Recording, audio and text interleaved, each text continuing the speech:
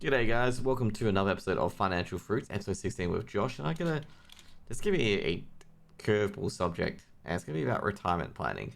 Now, retirement planning is a very interesting one because I do like a lot of retirements, a lot of my advice that I do give because there's significant parts in life that you need a financial advice on, whether it's about your first home, whether to put where you put your retirement superannuation savings and stuff like that, or if you want to buy a new car or anything like that. And the next one in general is retirement itself. Is the how do you plan for it? Sometimes it happens to you forcefully, where you're basically essentially forced out of a job or whatever it is, or sometimes you can do it on your own terms.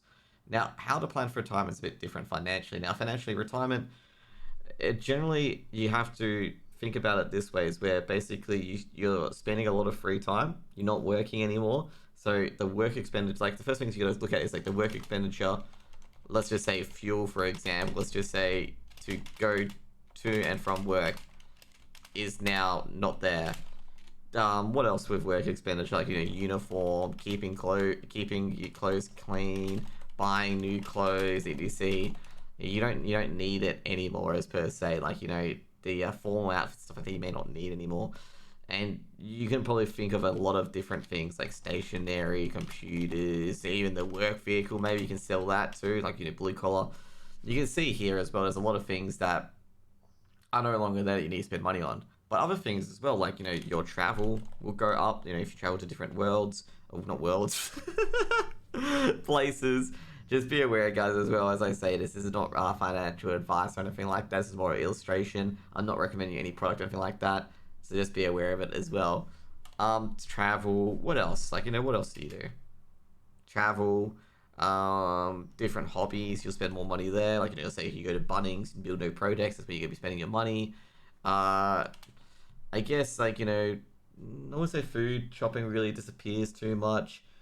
Self-education. Oh, no, not self-education. Well, I don't know, just stuff to keep busy when you retire.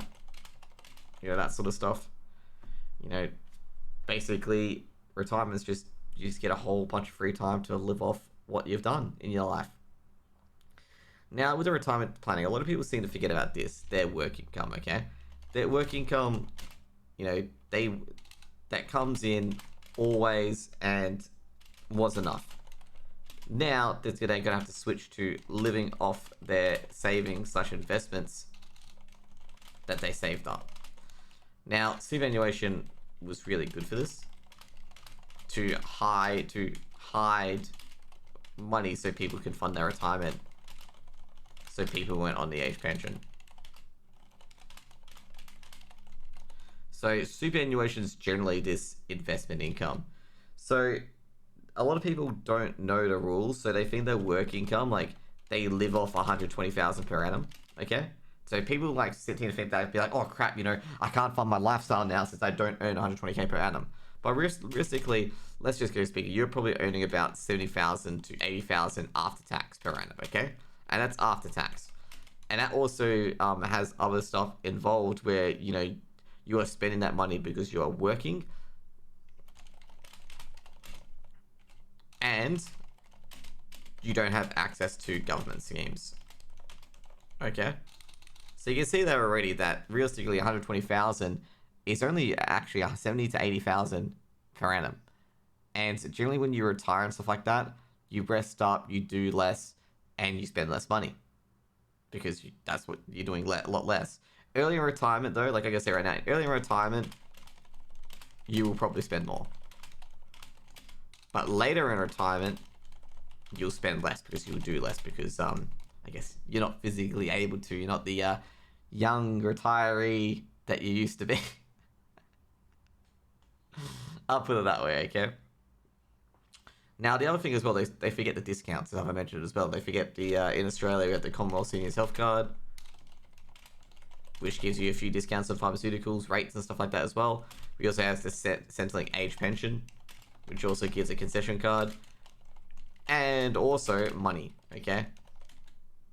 Like that sort of thing. And also, like generally when you get older, when you quit your job, you become more frugal, because you got more time to research it, and you become more aware of the value of money. that sort of thing. Okay, so like you'll spend less and stuff like that as well. You won't spend extravagantly. You'll be like, oh, I've only got this much, and that's how much I'm gonna have for the rest of my life. So you can see that there basically as well, is that some people overestimate the amount of income they need for their retirement, and some people forget the concessions that they could have available to them in their retirement. So just be aware of that. There's like 2 to 3 things that people have to be aware of, is that part.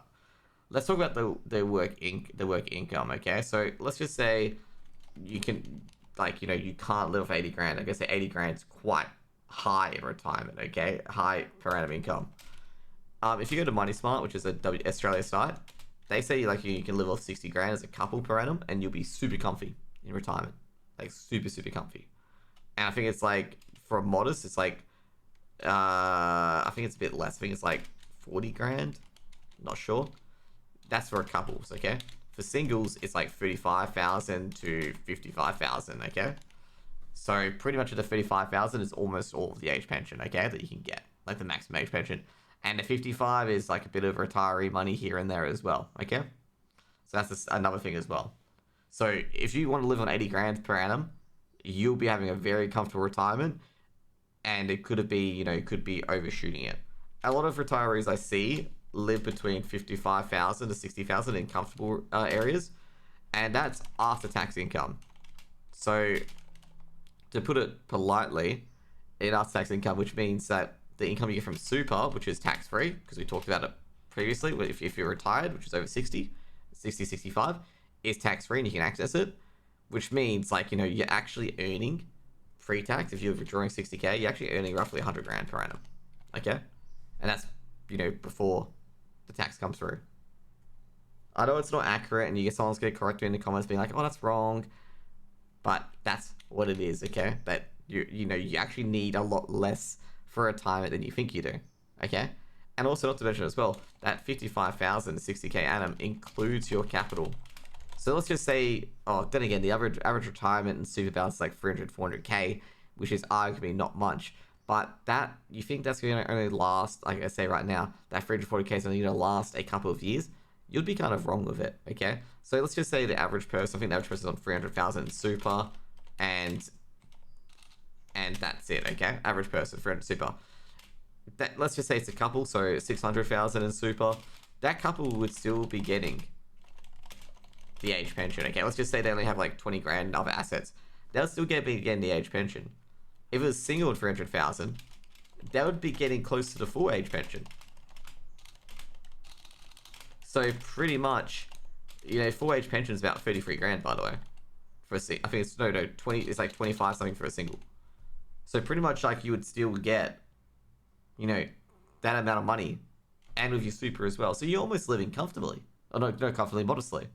Like you almost got enough, and you just have to take some of your super and over again. So that 300,000 super goes from, if you're spending 60 grand per annum, it goes from that to, hey, the age pension's already made almost close to half of it, and now that super balance is going to last a bit longer. So at the end of the day, with your retirement planning, like you don't need like 2 mil or 3 mil in your super balance to be comfortable. Sometimes, like, even having under a mil could be comfortable. Like, could be comfortable for you. Now, singles, I think the balance was around about 600,000. Couples was about 1 million. Now, I've just said that you may not need 1 million to live off, but like those are comfortable figures. Okay, so if you can make 1 million in your super, unless you spend it on some crazy schemes in your retirement and just go balls to the walls, anything like that, you're gonna be pretty comfy. Okay, this is obviously not advice. This is just general from observations, and market figures, illustrations. Don't take it as like the gospel or anything like that. It's just things that you should be aware of as well. And realistically, what you need to go for is how much you're going to spend in retirement. Remember that you got to look at your after-tax income, not your pre-tax income, or how much you're getting. If you enjoy still working, you can work part-time in retirement as well. You don't have to fully retire. To be aware of that, you can slowly seep into it. But with the retirement planning aspect, that's what you really need to look at to project forward how long your investments are going to last you. Or how, we're not going to get into any product here of retirement planning. All of this is just we're not getting into any product in general because I can't give you that financial advice. I'm just giving you like an outcome of how you measure it from a cash flow perspective, and what you really need to go through as well, and how far your money can stretch you with its own income if it's invested properly, basically, as well. Now, with these amounts, these assume that they're invested in 5% bonds. Okay, so if you invest in cash, which is at 2 to 3%, it won't be the same. And you need to look at this superannuation, even when you're drawing on it, as a long-term investment. Okay, always look at it until you're like 80s and 90s, of course. Then it's a short-term investment because you can drop off the perch at any time.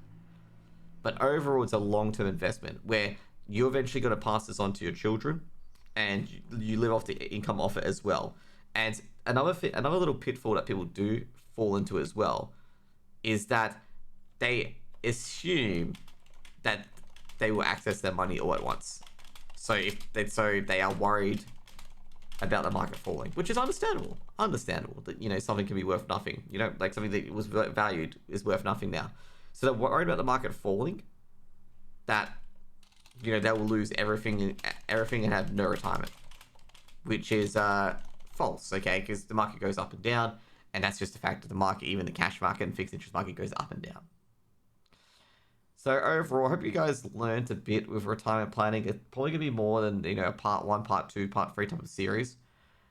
At the end of the day, with retirement planning in general, is that be aware that you don't need the luscious 6 figures to live.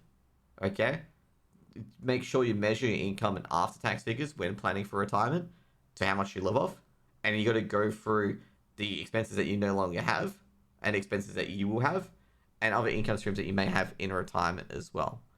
Overall, I'm going to say, like, basically as your retirement gets lower and lower, more of the government benefits pour in that can basically help you out in that area to assist in making sure your dollar stretches out a bit more. Anyways, guys, that's going to be enough for me today. But overall, that's a quick summary. Hope you guys have a great day. See you guys later.